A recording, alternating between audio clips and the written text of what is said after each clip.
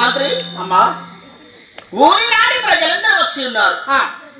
అందరూ అంటే ఈ భగవంతుని నామ సంకీర్తనలు చేస్తూ ఉంటే అందరూ చూస్తూనే ఉన్నారు, కానీ ఒక్కరు కూడా చప్పట్లు వేయడం లేదు, ఓం నమః శివాయ అనడం లేదు. అమ్మా ఎందుకు చప్పట్లు వేస్తారు అంటే భక్తి ఉన్నారా లేదా? మరి వీరికి భక్తి ఉన్న తల్లి ఎందుకు తెలిసినా మన యొక్క మానవ జన్మం ఎందుకంటే ఆ యొక్క ఈ చేతులను ఏం చేతులు అంటారు? హరి చేతులు. ఈ పాదములు హరి పాదములు. ఈ యొక్క హరికి అంకితం చేయాలి. హరినామస్మరణ కానీ శివనామస్మరణ కానీ చెప్పినప్పుడు చప్పట్లు కొడితే మన పాపాలన్నీ పరిహారం అవుతాయట. చెట్టు కిందికి వెళ్ళి చప్పట్లు గట్టి కొట్టిననుకో చెట్టు విని పిట్టలు వేసిపోతాయి. ఆ యొక్క భగవంతుడి గురించి మనం చప్పట్లు కొడితే మన పాపాలన్నీ పరిహారం అవుతాయట. కాబట్టి అందరూ దయదలించి ఒకసారి చప్పట్లు కొట్టాలి. మానవ జన్మం అయితే చప్పట్లు కొట్టకపోతే ఈ జన్మలో కాదు వచ్చే జన్మలు ఎట్లా పుడుతుందో తెలిసేనా? ఇప్పుడు అయి పుట్టిరు ముందు చప్పట్లు కొట్టిన వాళ్ళంతా ఇప్పుడు పుట్టిరు ఎక్కడ? ఎమ్లాడ గజ్జల పైన, సమ్మక్క గజ్జల కాడ, కొండగట్టు గజ్జల కాడ, చేతులకు చేతిలో ఏళ్ళని ఊసిపోయి కుస్తీ చేత టిఫిన్లు తగ్గించుకొని బాబా పైసెయ్యి బాబు పైసే అని అక్క తింటారట. అసలు జనం మనకు రావద్దంటే అందరు చప్పట్లు కొట్టాలి. నమో పార్వతి హర హర. మంత్రి వీళ్ళంతా భక్తి కొడతారన్నా భయాన్ని కొడతారు? వీళ్ళందరూ కొట్టేది నీ పాద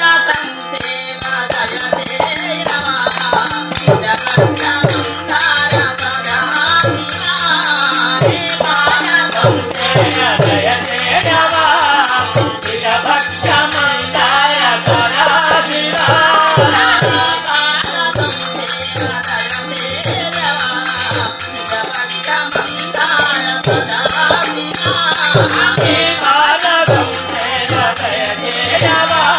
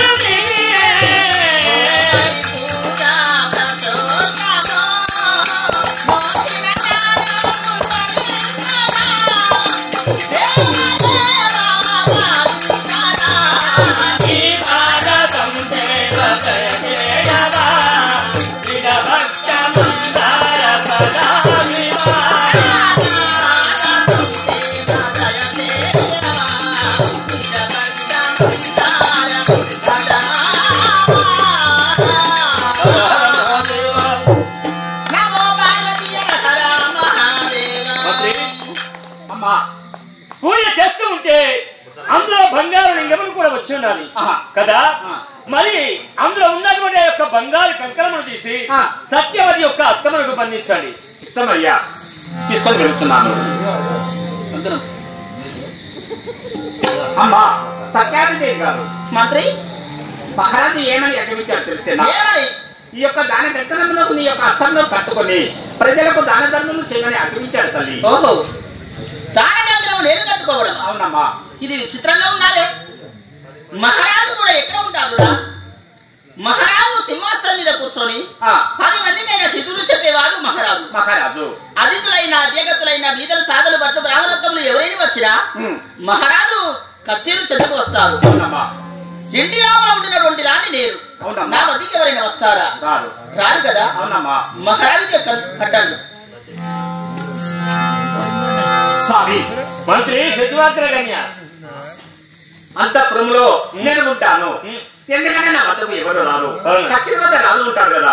10 మంది వస్తారు పోతారు, రాజుని అడుగుతారు. స్త్రీలు కట్టుకోవడం సమంజసము కాదని చెప్పారు కదా. ఇది నిన్నే బంధించుకోమన్నది. చూడయ్యా, రాజు వచ్చి ఎలాంటి వారో తెలుసా? రాజు పట్టినటువంటి కత్తికి 2 దిక్కుల పొదలు ఉంటారు కదా. ఎటు నడిచిన ప్రమాదమే. నేను నిండు సభలో ఉండి ఒకరికి న్యాయం చేస్తాను, ఒకరికి అన్యాయం చేస్తాను, ఒకరికి అబద్ధములు చెప్తాను, మరి ఒకరికి నిజమును పలుకుతాను కదా. ఇది నేను కట్టుకోవడం కాదు. ఈ కట్టెను ఆవిక బంధించడం పోదు. ఏమంటున్నాడు? నీవే బంధించుకోవాలన్నాడు తల్లి. నేనే కట్టుకోవాలా? స్వామి ప్రాణేశ్వర చూడమ్మా, ఇంటి లోపల ఉంటాను నేను. అయినా నా వద్దకు ఎవరు ఇస్తారయ్యా? ఎవరు రారు కదా. రాదు నేను కదా. నీవే కట్టుకోండి. చూడేవి, నీ అన్నమాట నిజమే. నేను రాజును కాబట్టి నన్ను కట్టుకోమంటారు. వ్రతములకు ముందు ఎవరు ఉంటారో తెలుసా? స్త్రీల సౌభాగ్యవతులై ముందు ఉండి పూజలు పునస్కారములు చేస్తూ ఆ యొక్క గౌరీ మాతను ఎంతగానో పూజిస్తారు. మరి మేమేమి చేస్తామో తెలుసా? మేము నిజాన్ని అబద్ధములు పలుకుతాము, అబద్ధములు నిజముగా పలుకుతాము. కాబట్టి ఒకరికి న్యాయం చేయాలి, ఒకరికి అబద్ధములు చేయాలి. కాబట్టి అందు గురించి ఈ కంకణము నీవే బంధించుకోవడము శ్రేయస్కారం. అమ్మా నీ వామనస్తమక ఇదిగో అంటే ఏ చెయ్యి? ఎడమ చెయ్యా? ఏమిరా మగవారికి శ్రేష్టమైనటువంటిది కుడి చెయ్యి. కుడి చెయ్యి. ఆడవారికి వామన హస్తం అంటే శ్రేష్టమైనటువంటి హస్తము ఇదే. ఎడమ చెయ్యా? అది పొద్దుగాలే పూజ పోతున్నావా? పూజకి వెళ్తారా? నీ కంకణం కట్టుకున్నా పూజ పోవచ్చునా? అన్ని కట్టుకోవచ్చురా? నీ మాట నేను ఎందుకు కాదంటాను. ఎందుకంటే అమ్మ దాన కంకణం కట్టుకుంటాను కాబట్టి ఒకసారి సపర్లు కొట్టాలి.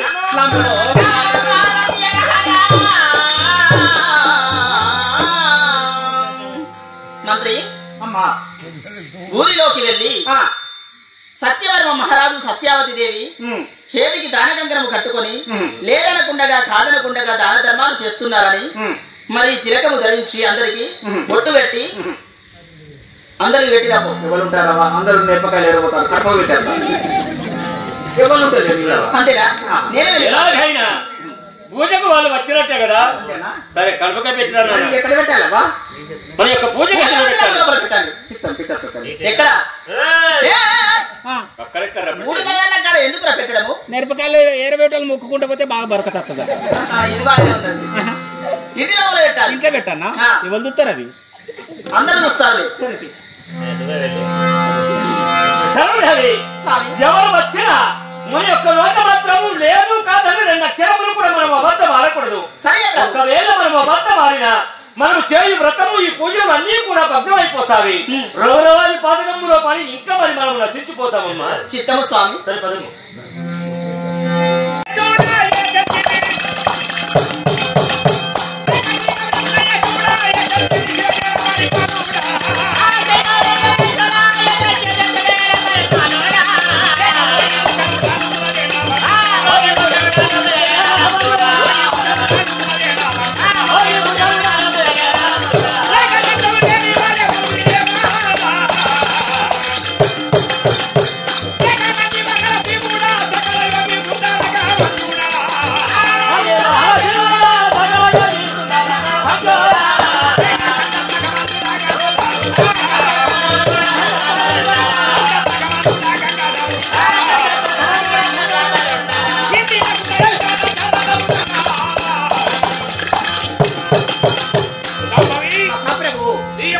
సభలోనా ఈ సభలో అలంకరించే కూర్చున్నవారే కదా కూర్చొని అయ్యా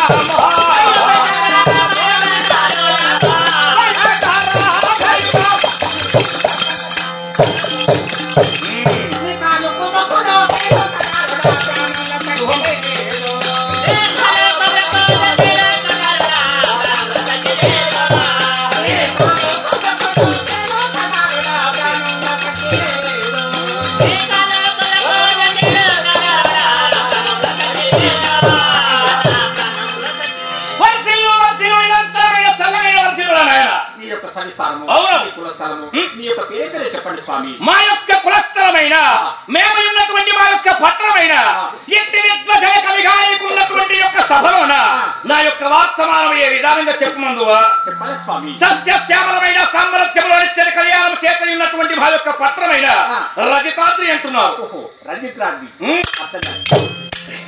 రజితాద్రి అంటే నీకు అర్థమైంది కాదా? చెప్తాను వింటున్నావా? కొండల మీద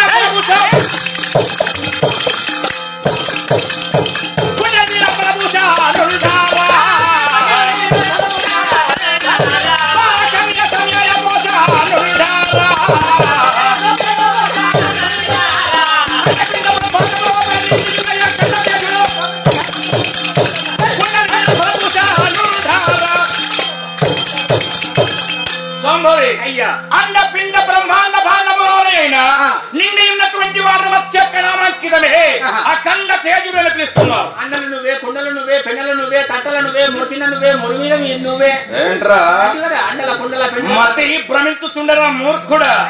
ఇప్పుడు సృష్టికారుడైనటువంటి వాడైనా మా యొక్క నిజమైన పేరు నీకు అర్థమైన కాదు కదా. ఉమాపతి అంటున్నారు, చండీశ్వరుండను, బృంగీశ్వరుండను, త్రినేత్రధారిణి, త్రిశూల భారిణి, అర్ధనారీశ్వరుండను, సహస్ర పేర్ల చేత మమ్మల్ని కొనియాడుచున్నారు. చెప్పరాదే నిజమైన పేరు నీకు ఇంకా తెలియదురా? చెప్పుతున్నాను కదా. హరుడను పార్వతి, హరుడను పార్వతి, కరుడను గంగా, కరుడను కరుణ, కరుడను రా.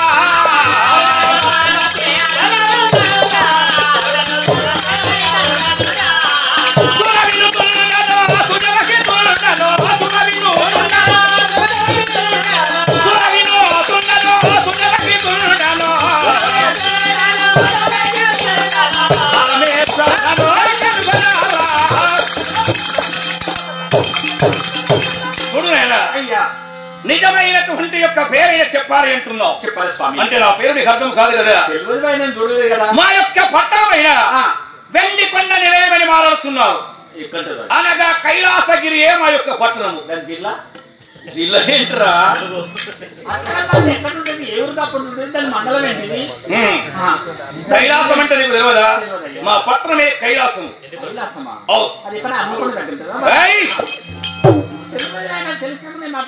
భక్తి యొక్క వెండి కొండ కైలాసంలో ఉన్నటువంటి వాడనైనా మత్స్యొక్క రామాంకితమే కోరినటువంటి భక్తులకైన వరములు ఇచ్చే వాడనైనా మా యొక్క పేరైన కైలాసపతి అనగా బోలా శంకరుడు అంటున్నారు.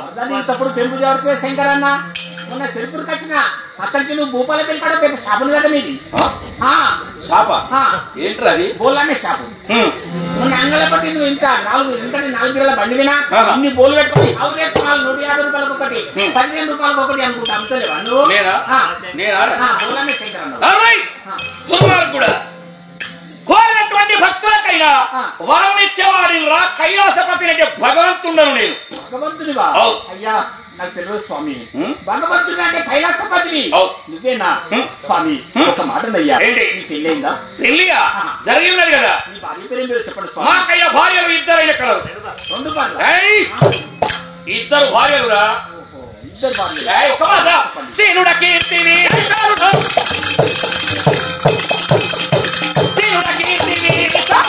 సజ్జన గోరుడము నిజలా పారుడలా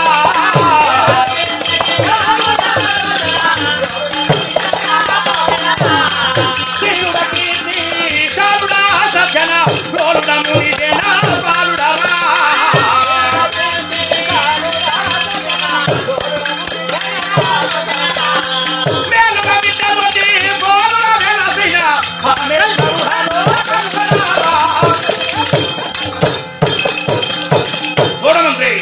పెద్ద భార్య పార్వతీదేవి చిన్న భార్య గంగా భవాని అంటున్నారు. ఇద్దరు భార్యలు చేస్తున్నావు మరి వాళ్ళు ఏ పనులు చేస్తారు ఎక్కడ ఉంటారు? అవునా?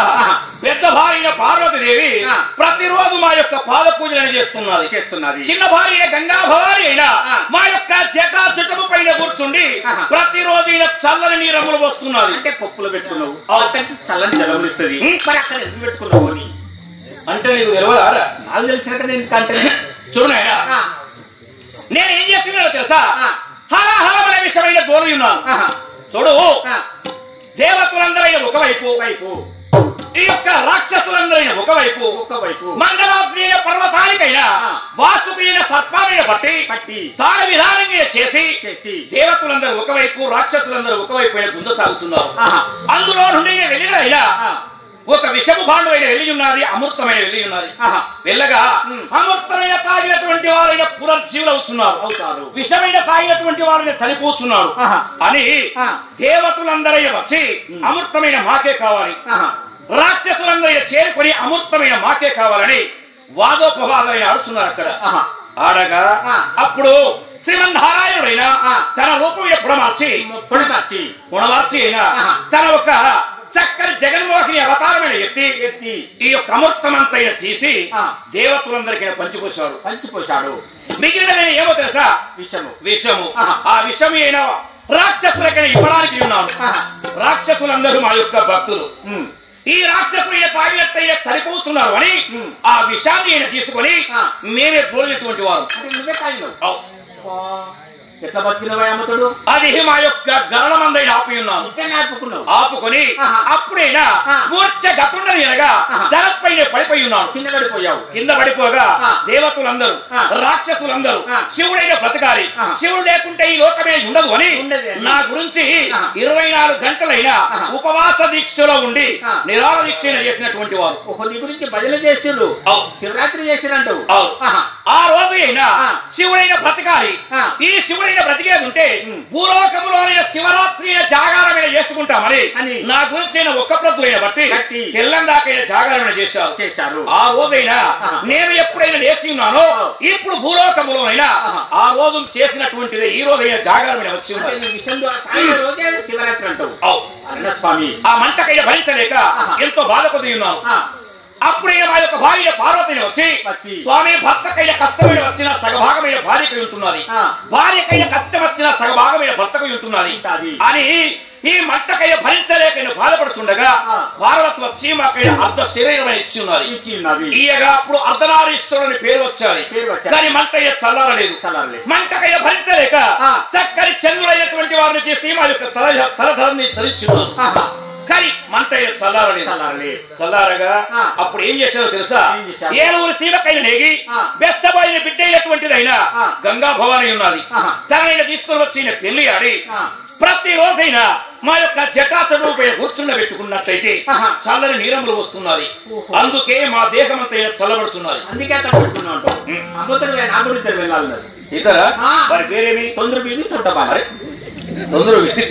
అది కదా ఇంకో పేరు ఎవరు? కుసుంబి బోడీలు. ఏం చెప్తున్నారు? పెట్టుకున్నా. ఏం చెప్తున్నారు? కుసుంబి కూకున్న కంచి లేవు, మంచిగా బాటంగా ఉన్నది. బోడీలు ఏ పని చేసినా బోడ కానీ ఒక్కరు సక్కంగా చేయాలి. ఏమయ్యాలి? ఈ దొంగ ముండలకు ఎందుకంటే ఉన్నది కదా శ్రీమంతం తినని అని అనుకున్నా. ఫ్రీగా ఎందుకంటే మా స్టూడెంట్స్ పెట్టినా తింటారు, తింటారా. ఉన్న తర్వాత పెద్ద టీవీ ఖర్చు ఇంట పెట్టినవా, ఇంట పెట్టిన తర్వాత సీరియల్ చూస్తారు. అందులోపల దూరదర్శనం మీదే సీరియల్ శివలీలట. ఆ సీరియల్ కలవాటయ్యారు. నా చిన్నపిల్లల దగ్గరకు వచ్చింది, అయ్యా నీకు నట్టే శివుని కూడా 2 వెళ్ళాలన్నారు. చిన్న పిల్లని నెత్తిలో కూడా పెట్టుకున్నాడు, మరి నీకు కూడా 2 వెళ్ళాలో ఉన్నాం కదా, నువ్వు నన్ను నెత్తిలో కూడా పెట్టుకుని నా చిన్న పిల్ల అంటాను. అదే శివుడు కూకుండా పెట్టుకున్నానికి ఒక మార్గం ఉన్నది. విషం తాగింది కాబట్టి కొప్పులో కూకున్నాడు. ఆ కొప్పు నుంచి చల్లని జలం ఇస్తాను. నువ్వు నానెక్కడ కూకుండా నువ్వేం చేస్తావంటే ఆ గంగ వచ్చినట్టు నేను కూడా పోయి అక్కడ చూడటాను. నేను అక్షరకాలు పోయినట్టు ఒక్కరోజు పని లేకుండే చిన్న పాలు తీసినా నెత్త కూడా పెట్టుకున్నావా. ఓ 12 గంటలు 10 గంటలకు కూకున్నది. దాని ట్యాంకి నిండిపోయింది. ఈ అక్కడి నుంచి పోతానంటే ఒక్కొక్క బొట్టు నా ముక్కు మీదకెళ్ళి నా పెదవులో మీదకెళ్ళి నా నూకబట్టండి రొచ్చు పుల్ల పుల్లగా. నేను ఒక్కరోజు కూకుండా పెట్టుకుని ఆ కాటు బంధించలేదు. 24 గంటలు కూకుండా పెట్టుకుని ఎంత బంధిస్తానవే. మేమంతయ్య దేవతలమైన కాబట్టి మాకై ఇలాంటి వచ్చి ఉన్నారు కదా. ఇప్పుడు చూడు నిన్న దివసం మా యొక్క భార్య పార్వతయ్య మా వద్దకై చేరుకున్నది. చేరుకొని మా యొక్క పాలపూయిన వేల్చగా మేమన్నాము తెలుసా, నిర్మించినటువంటి యొక్క పరమ పతివ్రత పుణ్యాపురాలు ధర్మపురాలైన ఈ పృథ్వీ వంశంలో ఎవరైనా లేరు అని పార్వతిని పెంపు చేశాను. పెంపు చేయగా తను ఏమన్నాడు తెలుసా, నేను కాదయ్యా భక్తురాలను, నేనయ్యా ధర్మాపురాలను కాదు, పూర్వోత్తములై ఉన్నది జంబుదీప సమీపంలో నివసించిన బడులైన కళింగాపురి పట్టణము. అట్టి రాజ్యాన్ని పరిపాలించినటువంటి వారి సత్యవర్మ మహారాజు తన భార్య సత్యావతి ఉన్నది. మొన్ననే గౌరీదేవి వ్రతమైన తలంపు పెట్టారట. తనకు మించినటువంటి యొక్క యువతి అయినా ఆది తప్పదు, అబద్ధమైన ఆడదు, కంఠములో ప్రారంభమున్నంత వరకైనా లేదు అన్నటువంటి మాట తన నోటికైనా రాదు కాబట్టి తనను మించినటువంటి పతివ్రత లేదు అని మాట్లాడి ఉన్నది. అందుకు ఏమంటారు స్వామి, తన ఇంత పెంపు చేశాది కాబట్టి ఈ వార్త ఎవరికైనా తెలుసునా? ఎవరికి తెలియదు కదా. లోకములే తిరుగుతున్నాడు ప్రతి రోజు. ఎవరు వారు? త్రికాలయుక్త అయినటువంటి వాడు నారద మహర్షి. తనకైన సర్వ సంగతులు తెలుస్తాడు కాబట్టి తన ఎక్కడికున్నా ఇక్కడికైనా రప్పించు. అవును చుట్ట అవునా తీసుకుని వస్తా కదా.